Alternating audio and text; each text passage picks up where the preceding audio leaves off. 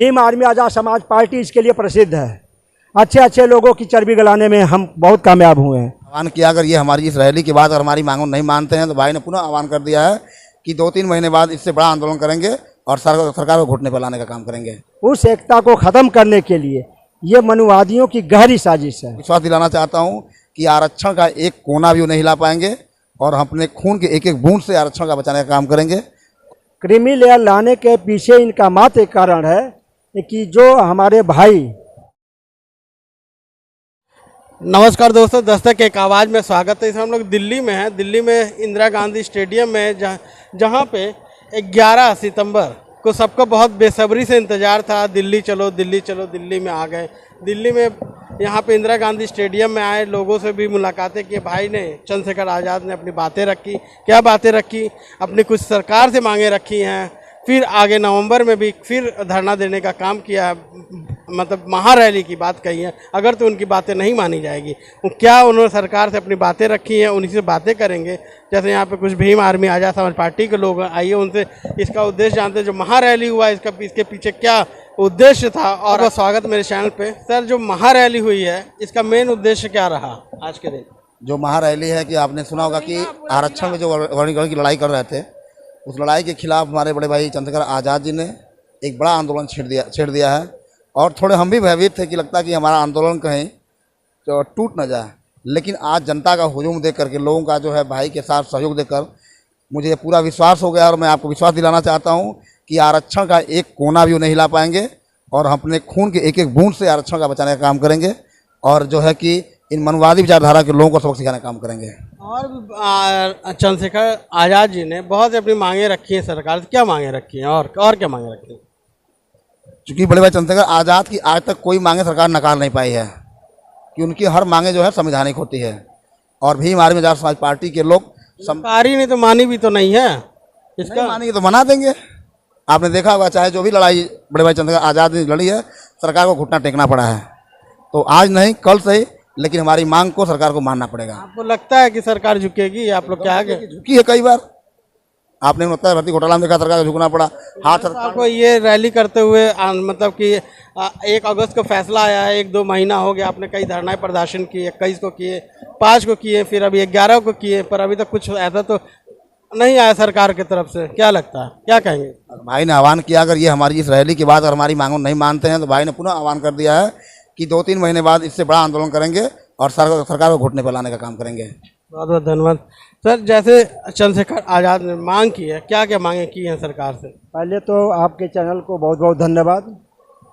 आज जो भाई ने आह्वान किया था महारैली का, ये उस सिस्टम के खिलाफ क्रांति का आगाज़ है। जो सिस्टम बाबा साहब के सपनों को, उनके मेहनत को ध्वस्त करना चाहता है। भाई ने आज की रैली में बड़े मजबूती के साथ ये पक्ष रखा है कि हम बहुजन के अधिकारों के सुरक्षा के लिए दृढ़ प्रतिज्ञ हैं।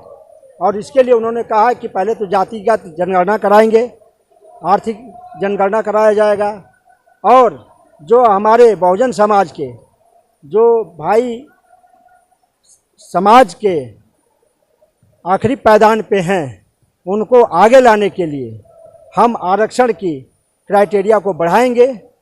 और उनके भी तो सर यही कर रही है, क्रीमी लेयर को जो नीचे है उसको ऊपर लाने की कोशिश कर रही है। देखिए, आप भी वही कह रहे हैं। नहीं, क्रीमी लेयर क्या आप मंतव्य समझिए।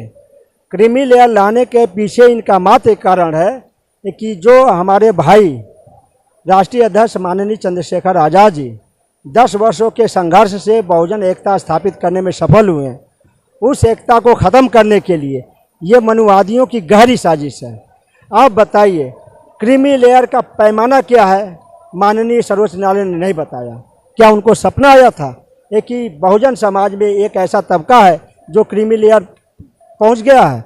हमारा यह मानना है कि जो हमारा आरक्षण का कोटा है, अभी तो वो फुल हुआ ही नहीं। और सबसे बड़ी बात, अगर हमारे यहाँ क्रीमी लेयर है तो NFS किस आधार पर दिया जाता है? आप बताइए। अगर क्रीमी लेयर है तो NFS किस ग्राउंड पे दिया जाता है? इसमें आप समझिए इन दोनों तथ्यों को। अगर क्रीमी लेयर का व्यक्ति है तो यानी कि वो सर्व समाज के इक्वल बैठ गया है, उसकी योग्यता इक्वल हो गई है। तो यानी कि कहीं ना कहीं हमारा समाज अभी भी मुख्य धारा में अभी पिछड़ा हुआ है। आप ऊपर से नीचे तक अगर शासन प्रशासन के जितने भी अधिकारी पदाधिकारी हैं उनको देखेंगे तो पाएंगे कि उन श्रृंखला में हमारे बहुजन समाज के व्यक्ति नगण्य मात्र हैं। तो इसका एकमात्र उद्देश्य यही था कि बहुजन एकता को खंडित करना, और हम और हमारे राष्ट्रीय नेता और हमारी भीम आर्मी आजाद समाज पार्टी इसके लिए दृढ़ संकल्पित है कि बहुजन के संघर्षों को, बहुजन के आंदोलन को हम किसी तरह से किसी भी कीमत पे बिखरने नहीं देंगे। इसके लिए हमें अगर सांस की आखिरी भी बाजी लगानी पड़ी तो उसके लिए तैयार रहेंगे।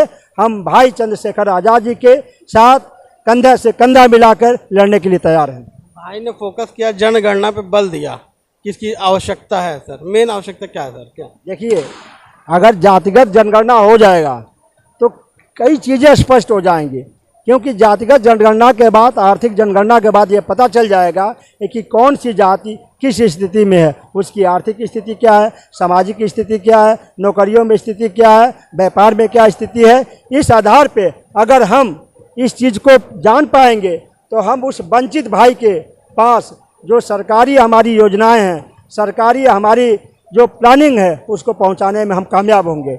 इसलिए जातिगत जनगणना और आर्थिक जनगणना कराना बहुत ही ज़रूरी है, क्योंकि इसके बिना सामाजिक न्याय की संकल्पना हम पूरी नहीं कर सकते। अगर भारत सरकार आप लोग की बातें नहीं मानती, क्या फिर आप लोग आगे भी रैली करेंगे?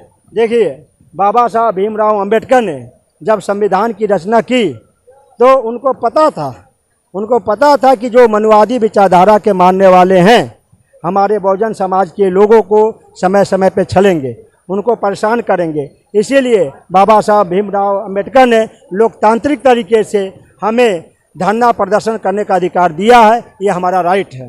हम कभी भी जो आंदोलन करते हैं भारतीय संविधान के दायरे में रह के करते हैं, भारतीय संविधान का पालन करते हैं, और हम जो भी आंदोलन किए हैं भारतीय संविधान का जब उल्लंघन हुआ है, भारतीय संविधान के अधिकारों को जब खंडित किया गया है, तभी हम आंदोलन किए हैं।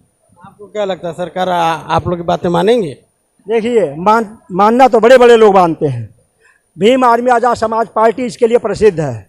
अच्छे अच्छे लोगों की चर्बी गलाने में हम बहुत कामयाब हुए हैं। हम तो वहाँ तक जाते हैं जब माननीय सर्वोच्च न्यायालय के निर्णय आते हैं, और उनके खिलाफ हमने संघर्ष करके कई जो नीतियों को हमने रोल बैक कराया है।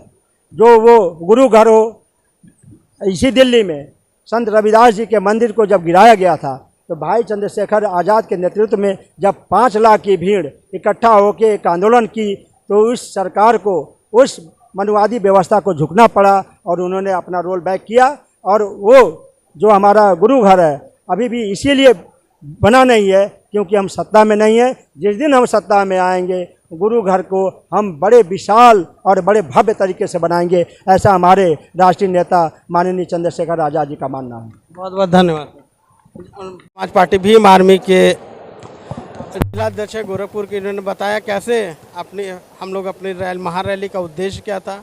बाय द वे सरकार अपनी बातें नहीं मानती तो हम क्या आगे भी और भी रैलियां करते रहेंगे, पर ये अपनी बात सरकार से मनवा के चलेंगे, क्योंकि उनके जो नेता चंद्रशेखर रावण भी, वो भी अपनी बात मनवाने के लिए प्रसिद्ध हैं। उनकी बहुत से ऐसे एग्जाम्पल है जहां उन्हें सरकार उनकी बातों को मानी है, बैकफुट पे की है। हो सकता है बात मान लें। बहुत बहुत धन्यवाद।